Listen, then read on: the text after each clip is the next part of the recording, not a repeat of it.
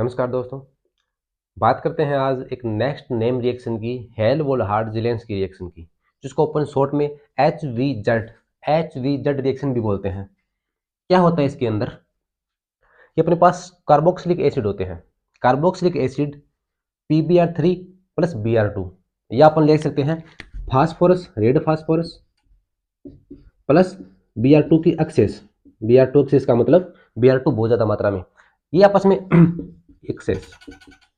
अब अपने पास Br2 की एक्सेस है तो ये Br2 P B are phosphorus के साथ रिएक्शन करके PbR3 बनाएगा, और साथ में अपने पास Br2 वैसे पड़ा ही है क्योंकि Br2 की मात्रा अपने पास बहुत ज़्यादा है, एक्सेस के अंदर ली है, तो चाहे red phosphorus plus Br2 in access या PbR3 प्लस H2 आ जाए, और लास्ट में हाइड्रोलाइज कराना है। अभिक्रिया करने के बाद में क्या करता है, यहाँ पे एक हाइड्रोजन हटाता है, हाइड्रोजन का सब्स्टिट्यूशन होने के बाद में Br जुड़ता है। अगर वैसे देखें अपन तो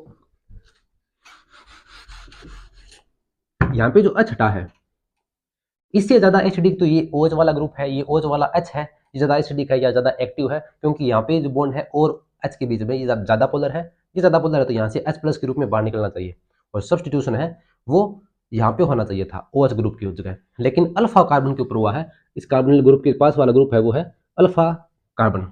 यहाँ से हाइड्रोजन हटा है और सब्स्टिट्यूशन हुआ है, लेकिन रियलिटी में देखें तो यहाँ से तो ज़्यादा एसिडिक ये है, ये वाला H प्लस बाहर निकलना चाहिए था और यहाँ पे Br2 होना चाहिए था, या अपन बोल सकते हैं ये OH ग्रुप है, ये बाहर निकलना चाहिए था।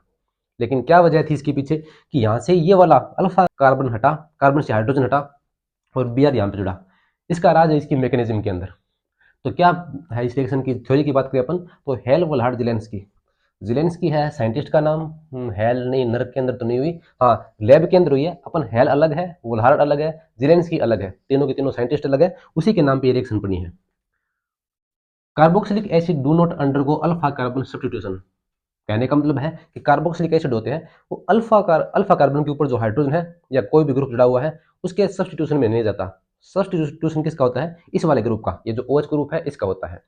लेकिन यहाँ पे क्या मजबूरी थी कि अल्फा कार्बन का सब्स्टिट्यूशन हुआ है, अल्फा कार्बन के ऊपर जुड़ी हुई ग्रुप का सब्स्टिट्यूशन हुआ है, because OH is more acidic then alpha carbon. Alpha carbon से ज्यादा एसिडिक है ये वाला, तो ये हटना चाहिए था। But when carboxylic acid treated with PbR3 and Br2, या अपन बोल सकते हैं red phosphorus and Br2 in excess, Br2 excess होगा तो अपने आप PbR3 बना लेगा। The bromination at alpha carbon occur, this reaction is called H-Wieser reaction, Hell Volhard Zelinsky reaction. मतलब कि यहाँ पे H हटेगा, Br जुड़ेगा, ब्रोमिनेशन रिएक्शन होगी। अब देखते हैं इसकी मैकेनिज्म की बात करें तो अपने पास है RCH H C double bond O OH, PbR3 अपने पास। ये PbR3 क्या करेगा, इस OH को बाहर निकालेगा और यहाँ पे Br जुड़ जाएगा, OH का सब्स्टिट्यूशन होगा और यहाँ पे Br जुड़ जाएगा। इस प्रकार से RCH, इस H को अपन साइड में रखते हैं, इसका भी काम लेंगे अपन, और ये है अपने पास Br। अगर यहाँ पे देखें तो ये है इनोल, सॉरी कीटोन, ये है अपने पास कीटोन। ठीक है, ये कीटोन टोटोमेरिज्म दर्शाता है किसके साथ में? इनोल के साथ में। अगर इसकी इनोल फॉर्म देखेंगे तो क्या होता है, इस बॉन्ड के इलेक्ट्रॉन यहाँ पे जाते हैं और यहाँ पे ये हाइड्रोजन यहाँ पे आ जाता है। ठीक है, तो कीटोन इनोल में अगर देखें तो कीटोन वाला ग्रुप होगा वो ज़्यादा स्टेबल होता है, तो ज़्यादा कीटोन की ओर बनेगा, लेकिन थोड़ा बहुत इसमें इनोल भी बनता है। इनोल में क्या होता है कि R यहाँ पे CH डबल बॉन्ड यहाँ पे आ जाएगा और C यहाँ पे है अपना OH और यहाँ पे Br, इसको बोलते हैं इनोल। इनोल क्यों बोला इसको? यहाँ पे इन प्लस OL है, ओल। इन है डबल बॉन्ड के लिए, डबल बॉन्ड के लिए अपन इन लगाते हैं, और ओल लगाते हैं OH के लिए, एल्कोहल के लिए, तो इसके कारण इसको अपन बोलते हैं इनोल। और यहाँ पे टोटोमेरिज्म एक दूसरे के अंदर चेंज हो रहे हैं कीटोन इनोल के अंदर। ठीक है, दूसरी अगर अपन बात करें, यहाँ जो कीटोन है, कीटोन वाला ज्यादा स्टेबल होता है, कीटोन वाला ज्यादा स्टेबल होता है, तो यहाँ पे साइन इस वाले ज्यादा आया, मतलब यहाँ पे जो रिएक्शन है वो इस साइड में ज्यादा होगी। अब क्या होता है कि अपने पास जो Br2 है, ये रहा अपना Br2। ठीक है, अब इसके साथ में जो न्यूक्लियोफिलिक सेंटर है, न्यूक्लियोफिलिक सेंटर मतलब जहाँ पे इलेक्ट्रॉन डेंसिटी बहुत ज्यादा है, इलेक्ट्रॉन डेंसिटी है कार्बन और कार्बन के बीच में डबल बॉन्ड के ऊपर। अब क्या होगा कि इस वाले इलेक्ट्रॉन, ये जो लोन पेयर है ऑक्सीजन के ऊपर, ये यहाँ पे जाएंगे, और इस बॉन्ड के इलेक्ट्रॉन कौन लेके जाएगा? CH के ऊपर इलेक्ट्रॉन लेके जाएगा, तो इस बॉन्ड के यहाँ पे आएगा नेगेटिव चार्ज और यहाँ पे आएगा पॉजिटिव चार्ज, और यहाँ पे इलेक्ट्रॉन आ जाएंगे तो ये पॉजिटिव चार्ज खत्म हो जाएगा। अपन बोल सकते हैं कि इस प्रकार से रखेगा।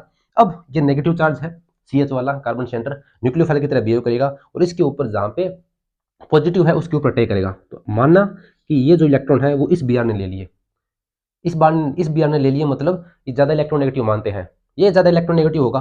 तो ज़्यादा इलेक्ट्रोनेगेटिव एटम न्यूक्लियस के पास होता है, न्यूक्लियस के पास होता है, अपन बोल सकते हैं कि बॉन्डिंग ऑर्बिटल के पास होता है। और जो लेस इलेक्ट्रोनेगेटिव है, ये वाला जिसके ऊपर प्लस चार्ज आया है, वो होता है नॉन बॉन्डिंग ऑर्बिटल्स के पास में। और नॉन बॉन्डिंग के अंदर ही ये जो न्यूक्लियोफाइल है अपने इलेक्ट्रॉन डोनेट करता है। ये नॉन बॉन्डिंग के पास में ये है, तो मतलब इस Br को इलेक्ट्रॉन डोनेट कर रहा है। तो यहाँ से क्या बाहर निकला, Br माइनस के रूप में बाहर निकला ये।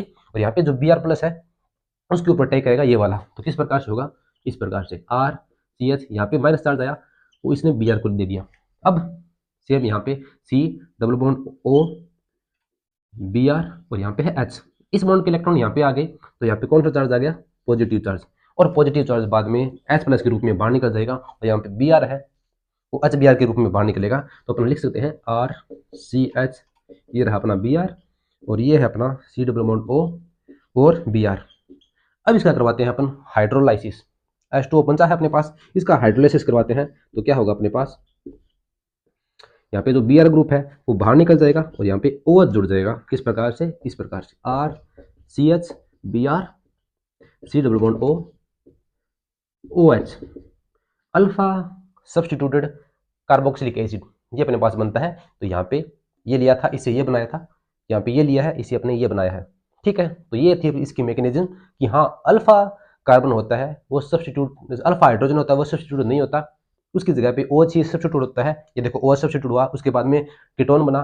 कीटोन और इनोल एक दूसरे के अंदर चेंज होते रहते हैं, एक दूसरे के अंदर टोटोमेरिज्म पाई जाती है, टोटोमेरिज्म आइसोमेरिज्म होती है, वो पाई जाती है। मतलब उसके अंदर क्या होता है कि एक डबल बॉन्ड का ट्रांसफर होता है और एक एटम का ट्रांसफर होता है, या अपन बोल सकते हैं एक प्रोटॉन का ट्रांसफर होता है। तो यहाँ पे H यहाँ पे आएगा, तो यहाँ पे कीटोन था, ये बना है इन प्लस ओल, इनोल बोलते हैं जिसको, इनोल फॉर्म बना है। इनोल फॉर्म में ये जो कार्बन है, ये डबल बॉन्ड की साइड वाला कार्बन, ये न्यूक्लियोफाइलिक सेंटर की तरह बिहेव करेगा, न्यूक्लियोफाइल की तरह बिहेव करेगा। और ये न्यूक्लियोफाइल इस Br2 जो अपने लिया है एक्सेस के अंदर Br2, उसमें से जो लेस इलेक्ट्रोनेगेटिव Br है उसके ऊपर अटैक करेगा और Br को अपने ऊपर जोड़ लेगा।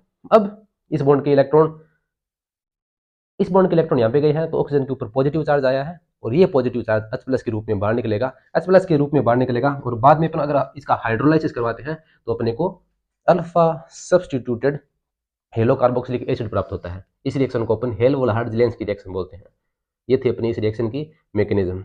ठीक है, तो यहाँ पे जो कोई भी अपने को ग्रुप दिया होगा कार्बोक्सिलिक एसिड, उसके अल्फा पोजीशन के ऊपर हाइड्रोजन है, उसको हटाना है, यहाँ पे Br जोड़ना है।